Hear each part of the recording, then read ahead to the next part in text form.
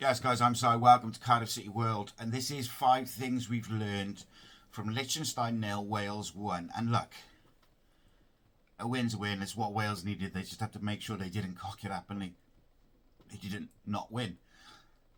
But yesterday, they did what they had to do, right? It's a 1-0 victory versus Lichtenstein. Jordan James with his first senior goal for Craig Bellamy's Wales side keeps alive the race for the playoff. But it wasn't straightforward by any means. Wales dominated the ball, of course. They had a goal ruled out by VAR. They hit the post, missed multiple chances. And then just when you thought it was all kind of slowly coming together, you lose your 2 most vital midfielders for a big game on Tuesday. A massive game on Tuesday. Was that avoidable? We'll get into it. So let's break it all down. Number 1. Jordan James really coming of age. First up, and this is a big positive. And I'm trying to be balanced, and I don't want it all to be just like, oh, we're shit, because I'm not like that. At the end of the day, I am a proud Welshman. I want Wales to do well. I'll call out stuff I see, but I will try and pick out some positives. And Jordan James was definitely a positive. He has come of age in a Wales shirt. He's been highly rated for a while. He's only 21 still. But last night, he really controlled big chunks of the tempo in midfield. He kept showing for the ball when others were getting frustrated. And then on the hour, of course, he arrived exactly when you want him to get the goal. Perfect timing. Good finish. The goal itself, I think it's Nico Williams clips a nice ball into the channel. Dan James squares it and Jordan James arrives. Beautiful. Textbook, you would say. And it was absolutely deserved based on how Wales had pinned Lichtenstein back, which you'd expect. And you could see what it meant to him. And of course, three sides of the stadium being Welsh. It was, it was a breath of relief, I think, was probably a sigh of relief was probably the way to describe it. First senior goal for his country in a games where Wales absolutely had to win. It was a pressure moment. It was starting to get a bit pressurised, and he got that goal. Takes the sting out of it a little bit. But on the thing of a sting, there was a sting in the tail to come, because 2 minutes later, he flies into a needless challenge, gets booked, and now is suspended for the big game. So from a huge moment for him personally to a big blow in the space of a couple of minutes. He's shown, though, that he can be the guy in the big moments for Wales, but on Tuesday, he won't be. Number 2, Wales are still miles off being ruthless.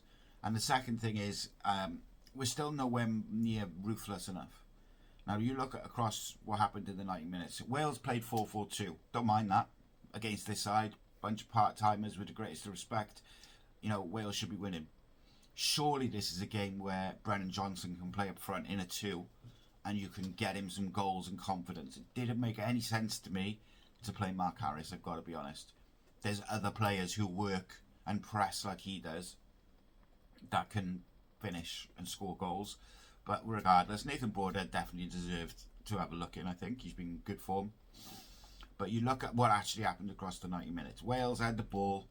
They were camped in Lichtenstein half for pretty much all of the first half from the first whistle. Nathan Broadhead obviously thought he'd scored. That would have changed the game, because it would have just taken the pressure off early doors. Bit harsh maybe with the VAR check, but of course it is what it is. We all love it.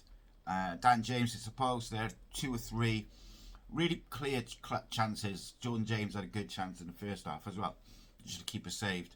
And we just never put Lichtenstein to the sword and put them away. And you feel like an early goal would have put them to bed. And it's not a dig at Lichtenstein, yeah? They're a small nation. They have several footballers who are not full-time athletes. They sat in, they worked hard, made it ugly, 2 banks of 4. Everything we expected. But you can't get away from the fact that they came into this game with 0 points in the group, 23 goals conceded, and no goals scored in this campaign. If you're a serious nation talking about going to competitions and tournaments or getting into the playoffs, you cannot be scraping a 1-0 victory against a team like this, regardless of us being a small nation ourselves.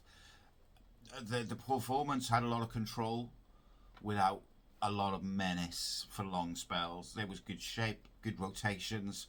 Sorba Thomas and Daniel James worked hard without. Daniel James puzzles me. He looked like a mirror image of Brennan Johnson in a Wales shirt for a lot of the time, just cutting back, keeping hold of the ball instead of beating his fullback. First half, Dylan Lawler played some balls out to him. He was one-on-one, and he goes inside trying to link up. Like, use your pace and get on the outside and put balls in the box. It's a strange one. Fullbacks were high. Dylan Lawler played, really pushed into midfield. Like, we were very aggressive, but inside the box, we just weren't good enough. We didn't have that conviction, that final ball, the final finish. So yeah, the second thing is we had to control the dominance, but the finishing probably wasn't good enough. And against a better side than Lichtenstein, that wastefulness in front of goal and in the final third will cost you. North Macedonia on Tuesday, we have to take our chances. It's going to be so difficult anyway, but you've got to take your chances. It's a team who they've caused plenty of upsets over the years, and they will make you pay. They've got some good footballers. Number 3, we mismanaged the yellow card tightrope, and it cost us. Now, this is a big one, I think, and I really don't understand it. Going into the game, we had 4 starters on a yellow card, and probably 4 of our biggest, most important players. Jordan James, Ethan Ampadu, Joe Rode, and Nico Williams all are booking away from missing North Macedonia. Now, in my opinion, we should be able to beat Liechtenstein without all 4 of those players. I really believe that we didn't need to start any of them. However, if you want to get the game won, fine. The second Jordan James is booked, Ethan Ampadu has to come off the pitch. You cannot leave him there. He got booked in the 86th minute. We have other midfielders. He bloody loves Josh Sheenan and Liam Cullen and the single pivot with them too. Why didn't he play that yesterday and rest these lot? It makes no sense. I said it before the game to a couple of my mates. We will lose at least one of them, if not a couple. But it was clear. Everyone knew it. It was in the build-up. It was mentioned on TV. Bellamy spoke about it in his press conferences. But he also talked about, you have to take care of this game first. Well, I'm sorry. The players that we have, whether they're League One, League Championship, whatever, Premier League, we should be able to put out enough that we don't need to risk those 4 players for a whole game, in my opinion. And that it is a balance, it's a tightrope, I get it. You can't wrap the best players in cotton wool forever, but this would have been a good opportunity to have a look at some other players in those positions to see if they're up for it, because we now go into the biggest game of the season from a Welsh point of view against North Macedonia, must win, and we don't have our midfield.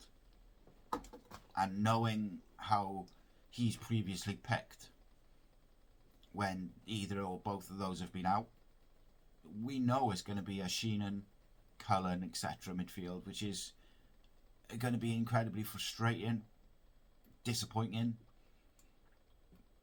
and it's needless, in my opinion. Jordan James scored on 61 minutes. Wales are 1-0 up, fully in control. 2 minutes later, he's booked silly. That's him out.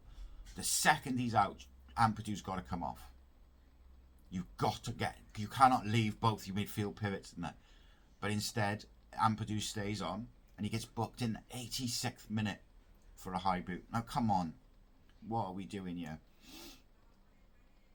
It's a worst case scenario. Out of all the players, those 2 are Nico and Joe Roden, of course, but like at least with Roden you feel like you've got some replacements. Nico less so. The midfielders even less so. You know, could Jordan James have? I don't know. I just don't know. I don't know why we risked them for the game at all, let alone after Jordan James was booked. Could you have protected them? Josh Sheenan, Joel Colwell, David Brooks. Like, there's a host of other midfielders that could have played in this game against the side which we should be beating anyway. But there we go. So instead, we go into a must-win North Macedonia game at home with the pivot, the midfield missing band. It's really, really frustrating, and I'm not questioning the commitment, the attitude, or anything of Ampadu and Jordan James. I don't put it on them. I put it on the coaches. They've got to think more strategically. They've got to use the tools that's available to you in terms of the other players, but also have the faith in those players that they can beat some part-time footballers. Number 4, let's try and flip to a bit more positive. The young players are all right. There's definitely some players in and around the team on the bench that can be big pluses in terms of depth and just the next sort of crop. You look at the 11. So Dylan Lawler thought was really good again. Jordan James, 21, really, really good. Probably the man of the match. Then off the bench, you had Lewis Kumas, you had Ruben, David Brooks, Brendan Johnson, Liam Cullen. All, attacking players that on their best days can contribute massively to Welsh football. There's a lot of energy and legs, and importantly, a lot of players there who aren't scarred by disappointments previously. And a few little details, I guess. Dylan Lawler had some really good moments on the ball, as you'd expect, but he also caused a bit of mayhem in the box with set pieces. Defensively, of course, largely cruised it. Had that one big chance Lichtenstein had, which they headed over from a corner. Ruben Colwell came on, tested the keeper, I think, with a low effort, but apart from that, didn't get a lot of the ball. Could he have started that game? Would he have been like that? That's something different that could have opened up the game for us. I don't know. Lewis Kumas, pretty lively, got good positions. Should have had a goal really towards the end as well. So you can see, Bellamy's got that spine of Roden and Ampadu and James. He's then going to build the rest around that, which is fine. And maybe some of those young players I've just mentioned can be the people, but you'll never know if you don't give them an opportunity. Now, yesterday was the opportunity to rotate and give some of those lads a go. The trick is turning potential young players like Kumas, Colwell, whoever, and making them, giving the end product in a Welsh shirt. Again, can't do that if they don't get opportunities from the start. Was last night the game. And then the fifth biggest takeaway I had was control is good, but game management and the Bellas has got to be better for me. And it's not the first time we're saying it. On paper, 1-0 away from home, clean sheet, job done. That's the headline. But if you watched it and you delve a bit deeper, there were some nervy moments that really shouldn't be happening. At 1-0, Andreas Malin gets a free header from a corner and should do better. For a side that's barely attacked, that would have been a massive red flag. Right near the end, Lichtenstein had a half chance off the volley at the back post where Wales just switched off. And then when you add in the yellow, you had a yellow card chaos that we talked about. James booked in a rush of adrenaline after scoring. Ampadu booked late on when he shouldn't have been on. You also had Bellamy up in the stands due to his touchline ban. So you'd have had a different view of everything. To be fair, structurally, Wales didn't fall apart. They were pretty good. The shape were good. They didn't get too frustrated. Substitutions were proactive, I guess. I just question, could we have rotated that starting 11 better and looked after the players on a booking and had a look at some of these players? Kumas, could we have played Brennan through the middle? Could we have played Ruben and really given them an opportunity? And then, then you can bring on some of the other players for 20 minutes if you need to kill the game. But the fine details matter. The little moments that can really take a game away from the opposition. Whether that's you winning, take the ball into a corner, whether that's committing non-booking fouls to slow the game down, avoiding silly challenges. These are all things that this team, or certainly the younger players, will learn. And it's staying switched on from set pieces when you've just been in the ascendancy attacking for 75% of the time. It's being aware and not switching off. Because look, against Liechtenstein, you do get away with it. Against North Macedonia, in a high-pressure decider, big game, you might not. And now we've got to do that without Jordan James, without Ethan Ampadu. So Craig Bellamy's got to come up with a new plan to win that football match. It's not going to be an easy game in Cardiff anyway. But Wales have to find a way to win. I would love to see him really use the tools that he has available to him and not just go with what I think he's going to, because that's what he did last time Jordan James and Ampadu were out. Because I worry for that midfield if he goes with that shape and that midfield with that personnel.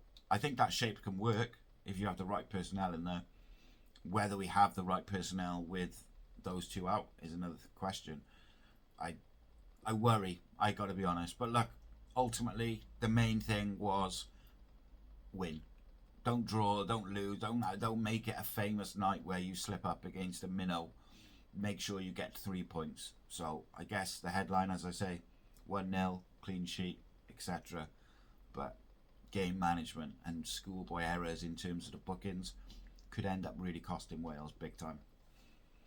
But there we go. We'll be back next week with Wales stuff. We'll be back Tuesday night. We'll be back with 5 Things. We'll be back with me and Harry with the Cymru and Bills podcast. And tonight is the Breakdown podcast, where we'll look at the game in a bit more detail.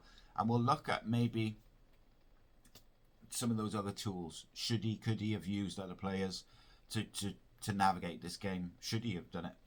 We'll delve into that deep tonight on the Breakdown podcast. So make sure you join us. I will see you in a bit. Keep the faith. Cymru and Bills. Nice one.